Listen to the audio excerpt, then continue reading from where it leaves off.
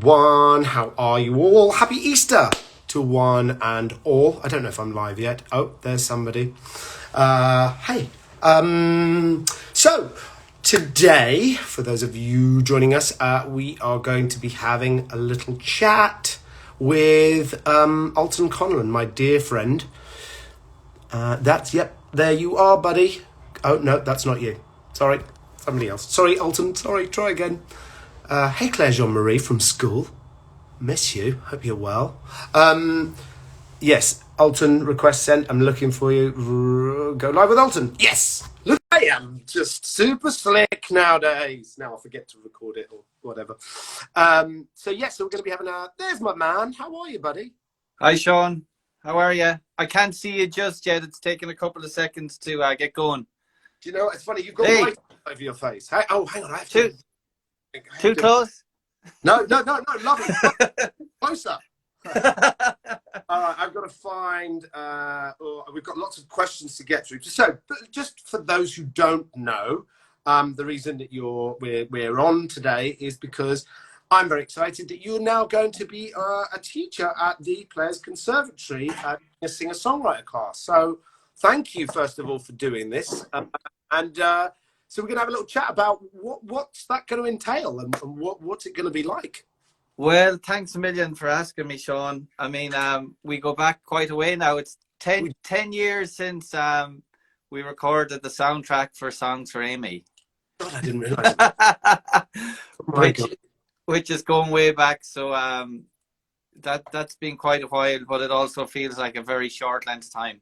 Yeah, as you know, as old people will often say to young people, it's time to get much faster as you get older. And I would certainly say that's true. So obviously, look, there's a million people have knew that we were going to do this and sort of asked a bunch of questions. So I'm going to try and just fire off a few, just so that people get a basic understanding. Sure. And I meant to, answer your question. What does it entail, the songwriting workshop? Well, look, in a line, I guess, you will write a song.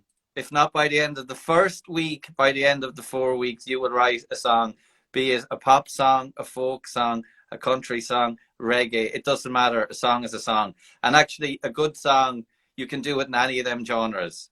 So, like, what I'm hoping to do, Sean, is after doing like 4 albums now and a couple of movie soundtracks and a lot of co-writes and whatnot, I'm just hoping to bring my experience to the students, or I won't call them students because I don't think I'm a professor in this. There's no like degree you get in it. It's just experience. But I feel I can really, bring people along.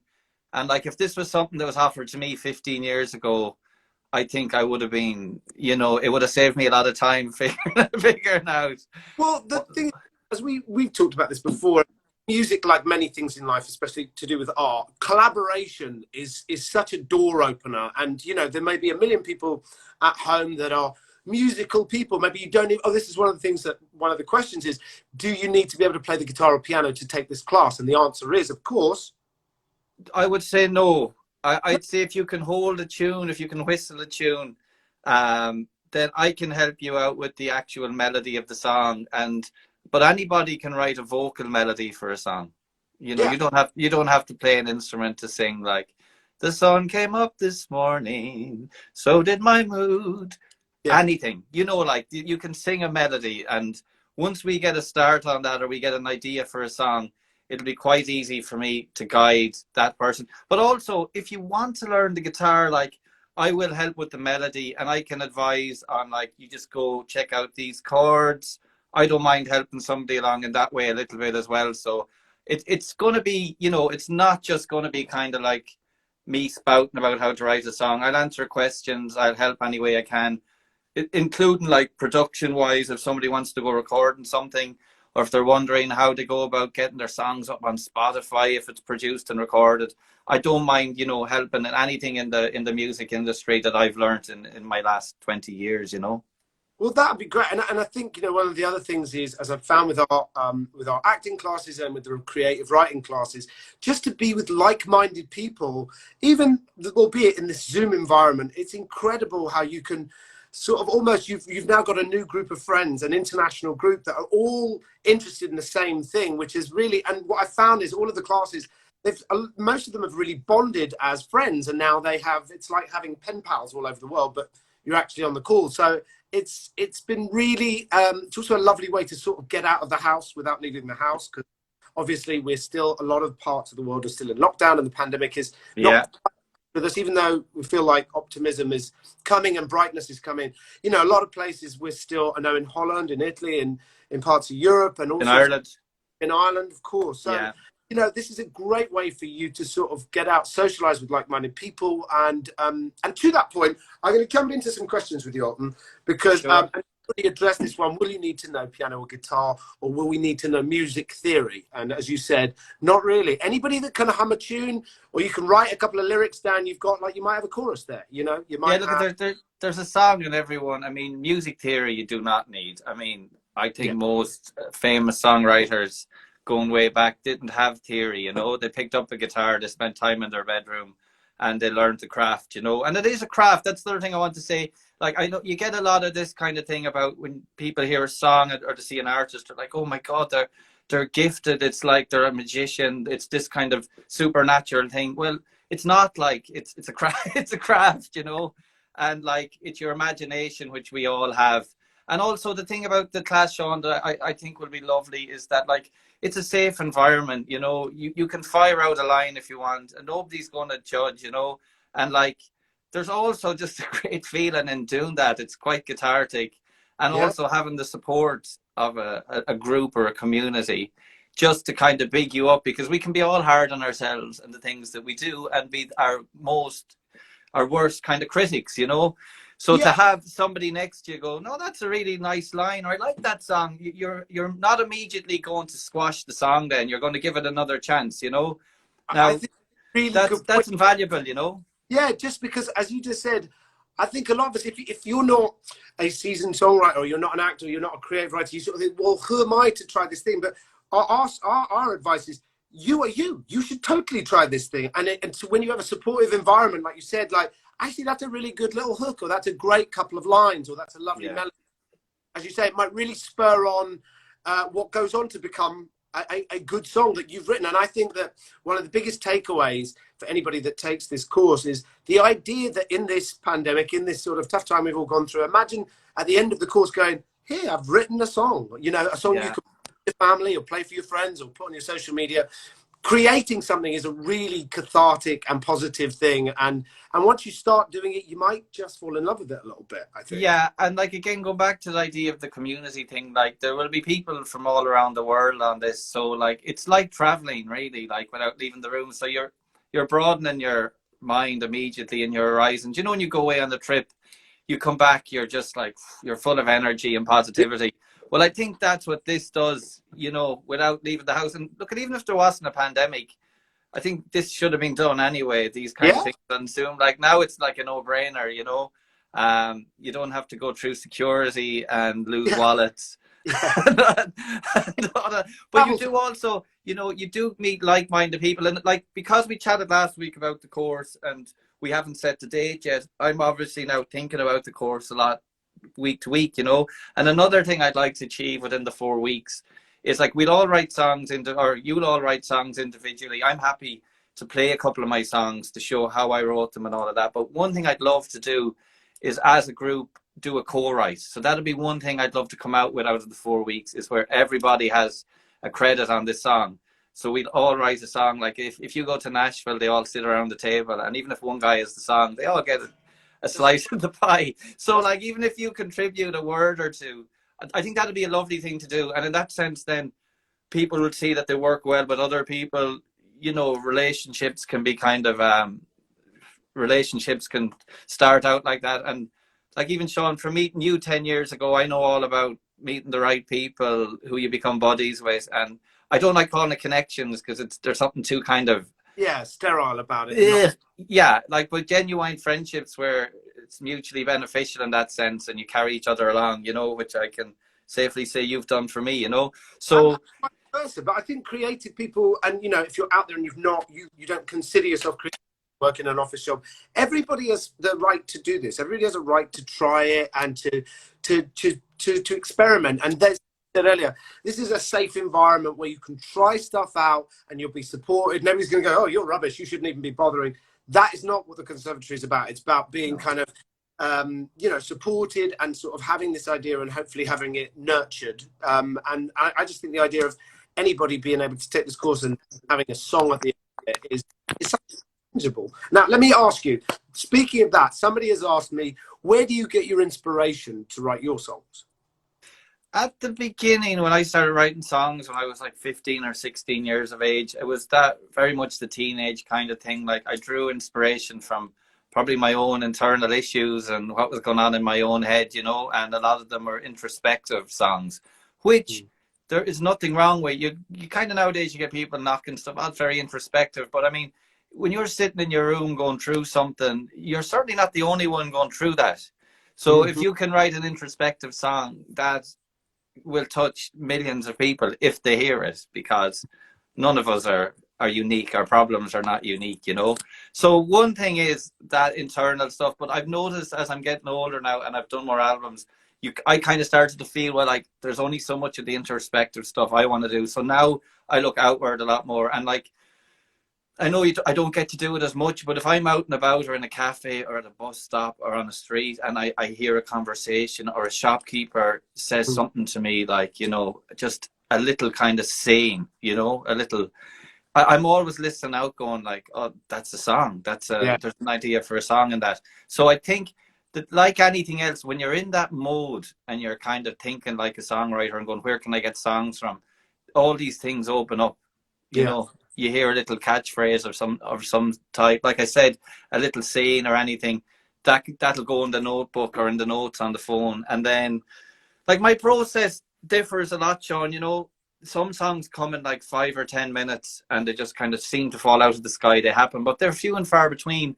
Like, I do work at them, you know. I might get a line, I might get a melody, I might get an idea or hear a story about something that happened to somebody, and then I go backwards from there and go, how can I get this into a 3-minute song? You know, I'll start and I might get a verse, I might get half a verse, and then I'll start to think about, okay, I'd like a pre-chorus and that, which is just a little segue into a chorus, and that might be half the length of the verse. So I think that way anymore, like in the craft sense of it. Like I don't want to write a 6-minute meandering song where people tune out. I kind of, at this point, I believe in the traditional pop. Yeah, well, not even that, but just cutting the fat off it. And I think that's something I've gotten good at, you know. And then like a chorus, just looking for a soaring chorus or something that changes there as well. But like, they come in all shapes and sizes. And again, I wouldn't dare tell anyone that there's a right or a wrong way to write a song, or that your song, it doesn't have merit, you know. It's so subjective anyway. Like, it's like I'm tired of people criticizing music or genres they don't like, because it's so subjective. You can't even begin to, like, criticizing a song doesn't make sense. Just, you know, it just doesn't. Well, like anything, it's the eye of the beholder. I mean, one person's sort of treasure is another person's rubbish and so on. But I think the most important thing is, a lot of people are like, well, I can't, or I shouldn't, I don't have the qualifications. And that's the thing. We're sort of saying, you know, everybody should have an opportunity. If you love it and you're passionate about it, that's just a great place to start, because well, that's everything. If you love it and you're passionate about it, that's everything. If you've got a grow, as we'd say here in Ireland, if you've got like a want to write a song, then that song is there, you know. It's just a matter of getting it out here. And by the way, like, we're talking here about people who don't play guitar or piano, but like, if you're a songwriter, you're more than welcome to come on this too. I did a 4-week workshop in March, with a great Irish songwriter called John Spillane, who's been doing this for years, and I was one of 8 people on the workshop, you know. So I got a lot out of it, and I've been writing songs for 20 years, but then there was a couple of people who were just starting out, you know. But you find this lovely balance amongst everyone, like, where people who are writing for longer, people who aren't writing as long, get the support of the people who are writing longer. And it's a safe space. Like, if anybody is going to be mean in there, like, I don't think anyone would show up really that's got that attitude. the same with the acting class and the creative writing. One of the ethos is sort of, this is a place where you can just try it out. You can experiment. This is the place where you can fall flat on your face and there's somebody there to pick you up and sort of just say, look, that's part of the evolving thing of doing something creative, is knowing that sometimes it's going to work and it's going to be gorgeous. And sometimes you're like, okay, that wasn't the best, but we go again, and you get better. And like, you know, as you touched on earlier, I mean, I think it's LeBron James who says there's no magic pill, meaning there isn't one simple thing that one can do that makes them great at basketball or songwriting or acting. It's work. It's learning this craft and putting the work in. There's a couple of other questions I want to ask you. Sure, Sean, fire away. This is a good one. What is your biggest source of inspiration? My biggest source of inspiration? Yeah. Well, I think for me, I mean, some writers will go to a landscape and get it from that, you know. Mm-hmm. I always draw from people. I just, there's nothing more fascinating for me than people. No, it doesn't have to be like.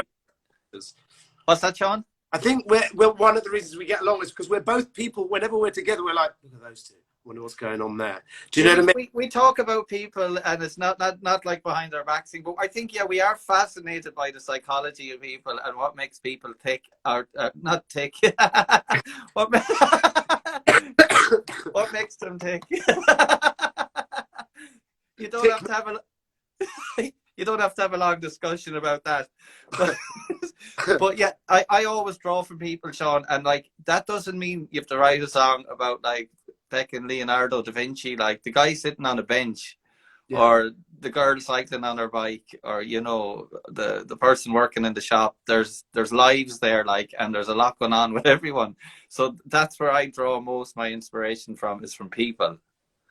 What inspired? This is interesting because we discussed this. What inspired you? And we kind of talked about this when we were on the phone. What inspired you in writing the songs that are in Songs for Amy, the movie that we met on, for those who don't know? Oh yeah, well, like that was interesting because I had some of the songs written. They were on my first album, and Fiona Graham, who wrote the script and produced Songs for Amy, she liked a couple of them songs and just said these fit, you know. But as it progressed, you know, I remember Conrad, the director, and Fiona had sent me a scene.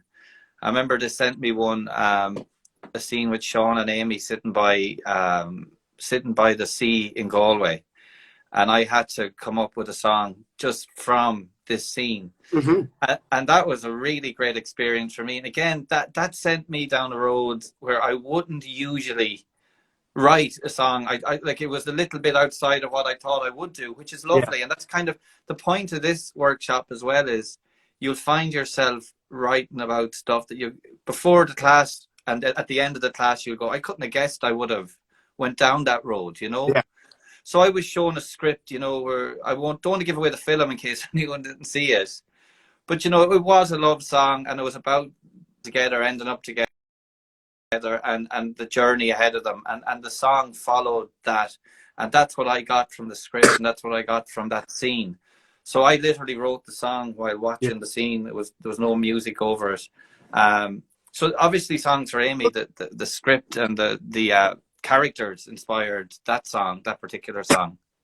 Yeah. There's well, I've got one or two other questions that was for both of us. What has been your favorite moment together?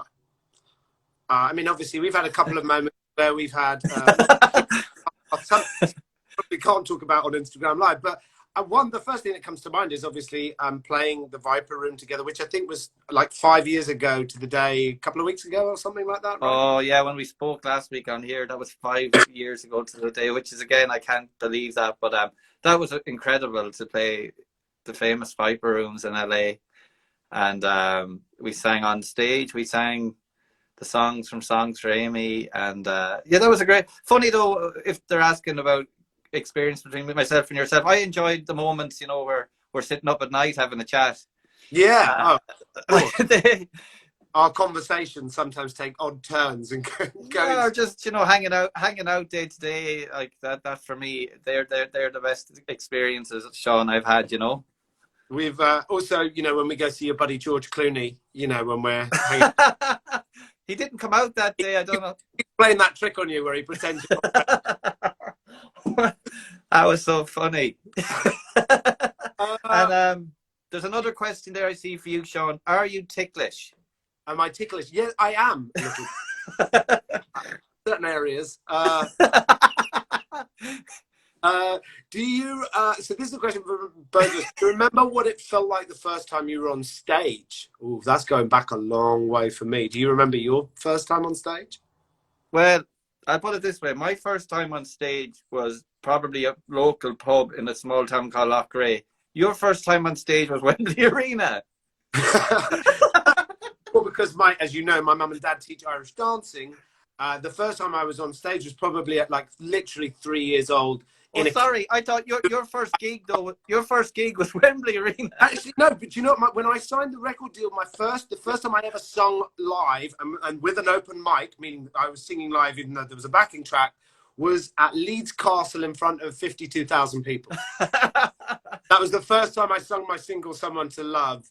And it's funny, I was talking to my students today about, they were saying, I'm nervous because I'm going to get up and do my scene. And I said, nervousness takes form in electricity in our body. And once we relax and do sort of breathing exercises and do certain things to get ourselves relaxed, then that electricity, rather than being debilitating, can really serve you. And I remember charged singing that track for the first time, and nerves just went away, and I just was like, oh my God, there's a sea of people. And that's when music really becomes, I mean, even the songs that I made, which weren't particularly good, it's when music transcends the art form and it becomes something kind of amazing. So I'm really excited about the idea of people from all over the globe coming into your class. Obviously, I'm going to try and swing by and say hello at some point. And I'm also, for those of you who are thinking about joining it, I'm going to ask some singer-songwriter friends, musician friends of mine and Ultan, if they may drop by and have a little chat and give us a little bit of advice about maybe how they go about it and stuff like that. So there's a lot of exciting stuff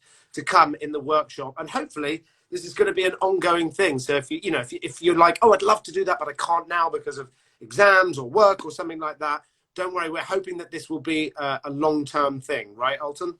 Absolutely, yeah. And Sean, if you've got a brother or a sister or a mom or an aunt or an uncle or somebody who, who's kind of afraid to, take that leap, tell them about it. They're more than welcome.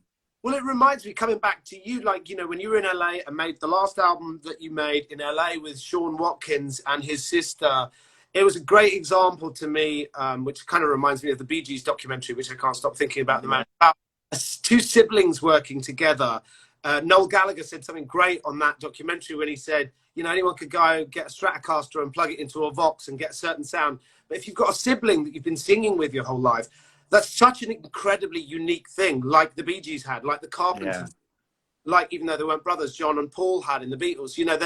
When you grow up making music together, so if your siblings out there, maybe that's going to be a really exciting thing to come in and sort of show us that magic of, or maybe it's something you're just beginning to discover with a sibling. So that excitement you're mentioning about going on stage to do something and the adrenaline, I think that's something like I get stage fright. Like, I struggle with gigging, but I love it. But I'm on that cusp of, it can go either way with me, nerves wise. But like, doing a workshop like this will make you nervous, but it will also make you quite excited and give you an adrenaline rush. And I found that doing the workshop with John last month, because I can't gig at the moment, and we're not getting them kind of frights we should be getting every day when we're out and about that we naturally get. So instead, a lot of us are home with just this kind of anxiety that's got nowhere to go.